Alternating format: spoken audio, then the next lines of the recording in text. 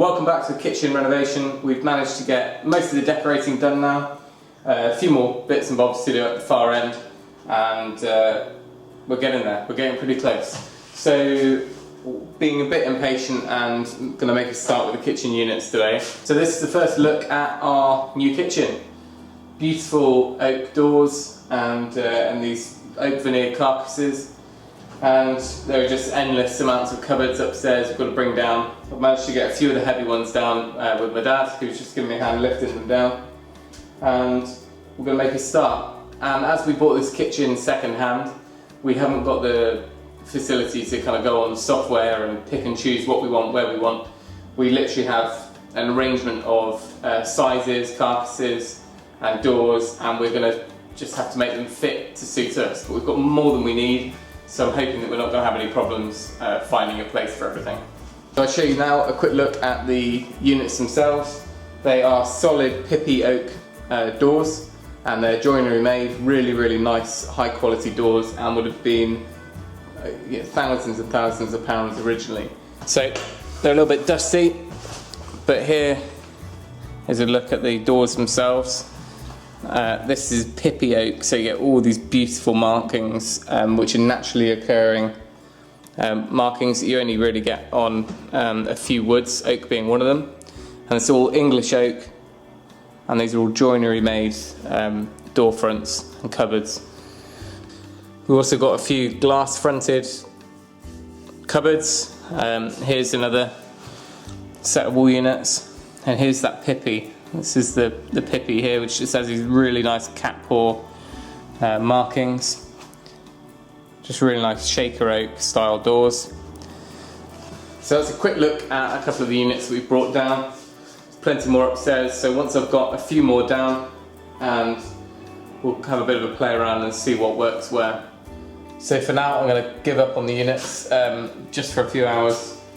Some of them I know exactly where they're going, so we're going to get those in place first and just start whittling down the ones we have, because at the moment there's just more than we need, and it's just really hard to work out what we can fit in. We're back above the cellar staircase now. If you remember, we're going to build a deep work surface across the staircase and then have a hatch that lifts up here and a swing-in door underneath. So I need to cut this panelling down to about 900, including the worktop, and then I'm going to put batten across the back wall and a couple of supporting joists as well, and then when the oak worktop arrives we can get that slotted in. So I'm going to use the rip cut jig that I made for some of the other work earlier on, and we'll clamp this to the wall and run the circular saw along and get a nice square cut.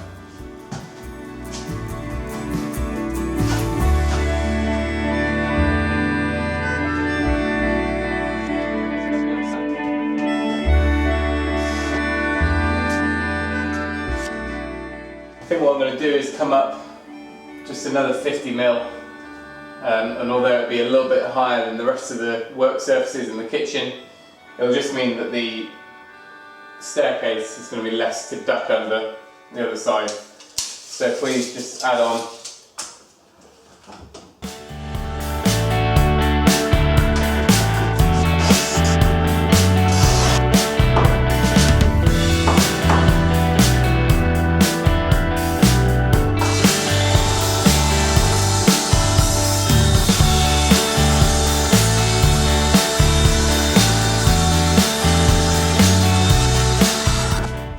nice and easy. Such a great way to get nice flat cuts. I've stuck a 2x4 on the back of this panelling just to give it some sort of rigidity, and also somewhere that we can secure to the little joists that are going to cross across to the wall. And we're also going to put a new panelling in front of this anyway. So this is something nice and thick that we can screw into. I'm pretty much done with the framework now for the worktop above the cellar staircase. Managed to put a wall plate on, just a 2x3 along the wall, reinforce this side with a 2x3, and then put some studs across, and that should now take the weight really solidly of the oak worktop, and also allow me to, if I ever need to be able to stand on here, and it's plenty strong enough for that if I need to access fuses and the cupboard that's going to be up top. I've carried the stonework along around, and where you can see this cut out here is where the lift up part of the work surface will be. So that's all done now. Worktop arrives on Monday. We'll need to cut it to size, then we'll give it a few coats of the finish before installing it in here. And the hinge section as well we need to look at and make sure that that will lift up with the cupboards. So I'm going to crack on now, get these wall units up on the wall and see how they look. So here are a few more of the units, just kind of stacking them down and just trying to get a really rough idea of how things could work. Got a few angled units, you can see that one there, which is quite nice, kind of softens the corner a bit as you come in the room. Then I've got this 400 wide one here. Corner unit's really nice. I think we'll probably switch out the glass for some oak, but it makes quite good use of the space. Then we've got space on the peninsula bit for the floating cupboard. I'm going to fit a 100 on there. Here's another one of the units, quite a fancy one. To make the most of the corner here, it pulls out, spins. This is a massive lump of unit. This one is 800 wide, it's nearly 800 deep, but it's all the big pan drawers and there's two big chopping boards which slot in here. And it's not going to fit anywhere along the walls, so we may come back to the idea of having an island. So I'm slowly getting there, working out what options we've got. Quite a few of them are going to be turned around and wall units need to be used as base units, and some of the slim base units can go up on the wall. So this originally was a really narrow base unit, but I've taken the feet off. All we need to do really is flip the whole unit upside down, so the handles are at the bottom. The soft close hinges are already on there, so nothing else, everything else is the same. We'll literally turn the whole thing over and then we'll put the hanging brackets up in the top corners and get this one up on the wall and then get the wall rolling. So I'm going to mark up where the units are going to go on the wall and then we'll work out exactly where we need to drill to put the brackets on.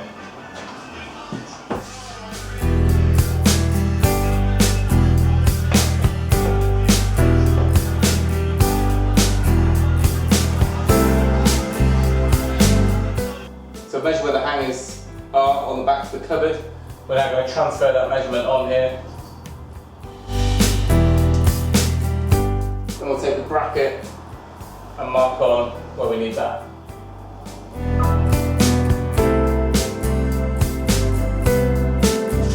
And then we'll drill the holes ready for the brackets.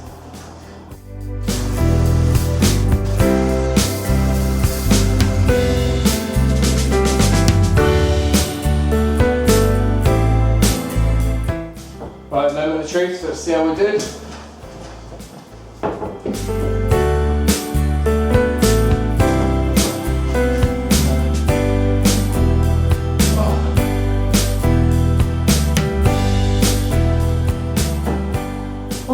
One done. We'll just get this one adjusted, nice and level. And I've left a gap down this side, because I'm still going to clamp this wall with MDF. And I've left that 12mm gap, so we can just slide that one in there, hopefully. I'm just slowly levelling it off, making sure everything's all level, and then we'll tighten it to the wall.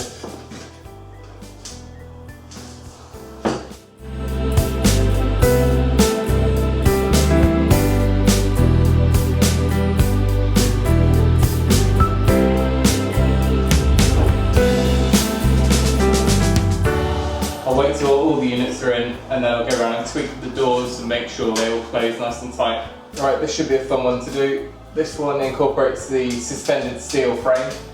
So we're going to have two 500mm units here, then we've got a corner unit and then another couple of units on this solid wall. I've managed to square out this using ply, packing it out so it's now square with the pillar.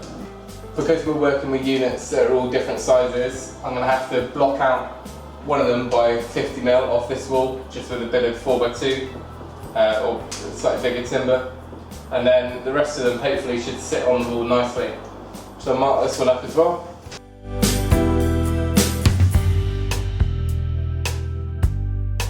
So that's my 2 blocks on the wall to bring out that one unit so it's level with the others. So that should be nice and solid now.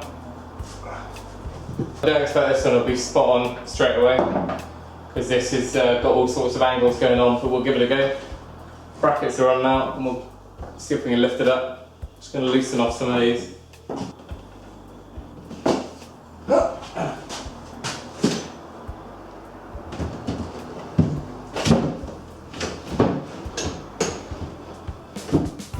Or on one side.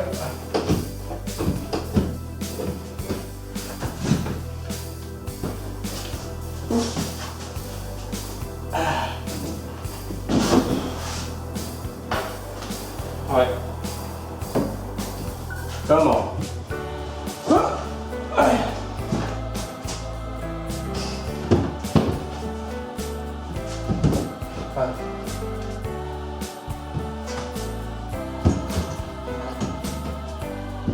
That one's on.